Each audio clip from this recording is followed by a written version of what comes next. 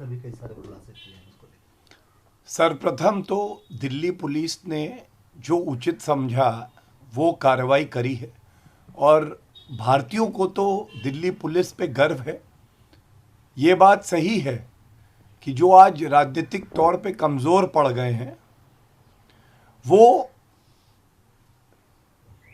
जो अभियुक्त हैं दिशा रवि, उनको एक भोली भाली केवल 21 साल की बच्ची जो पनीर खाती है इसलिए वो दोषी नहीं हो सकती है। वो जानवरों की प्रेमी भी है इसलिए भी वो दोषी नहीं हो सकती है। और वो परिवार का पोषण करती है, किस परिवार का करती है तो कांग्रेस पार्टी बता पाएगी, लेकिन इसलिए वो दोषी नहीं है, आरोपी नहीं हो सकती। और सच्चाई क्या है मैं आपके सामने रख दूं।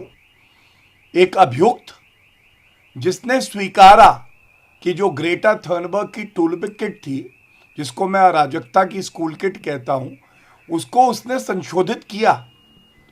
भारत की न्यायालय संविधान के तहत जो बनी है, उसने 5 दिन की पुलिस रिमांड में इस भोली भाली पनीर खाने वाली बच्ची को दिया है।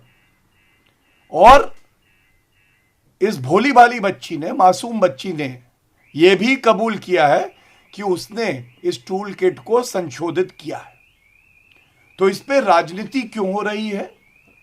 राजनीति इसलिए हो रही है कि इस देश में 2 वर्ग के लोग हैं। 26 जनवरी को बहुत पीड़ा से, लज्जा से भारतीय दर्द में थे और सर झुका कि हमारे तिरंगे का अपमान कैसे हुआ।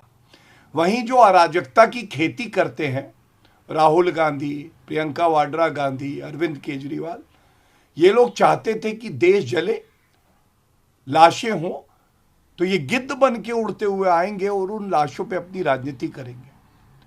और आज प्रियंका वाड्रा गांधी ने कहा है, एक निहत्ती लड़की, निहत्ती तो कांग्रेस पार्टी की अध्यक्षा भी थी जब उन्होंने बयान दिया था कि ये आर पार की लड़ाई है, घर से निकल आओ। और उसके बाद जो निर्दोष नागरिकों की जान गई वो हम सब ने देखा। कानून को अपना काम करने दीजिए, ओछी हल्की गंदी राजनीति मत करिए, यही संदेश देना चाहेंगे।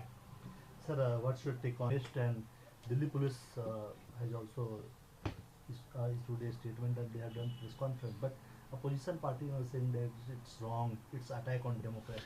See, first of all, I think no person is above law, and Delhi police is conducting a very thorough investigation. Delhi police has taken appropriate measures, and I must say that every citizen is proud of the fact that perpetrators of crime are being arrested, and a strong message is being given to people who think they can violate the law of the country with impunity. But I must say that for every law-abiding citizen of the country, Disha Ravi is an accused person who has admitted that she did modify the toolkit that was shared by Greta Thunberg. She also has been sent to 5 days of police remand by the courts of our country.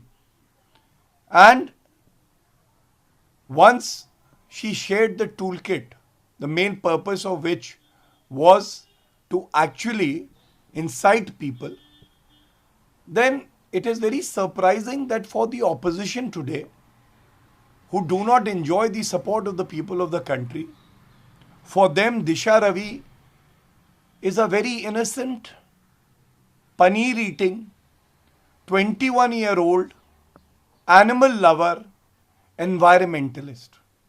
So I just want to ask them that if you are paneer eating, if you are an animal lover, then according to the opposition, you can't be an accused.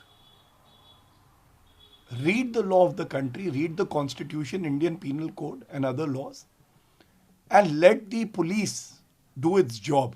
And every citizen has immense faith in the institutions that have been set up under law.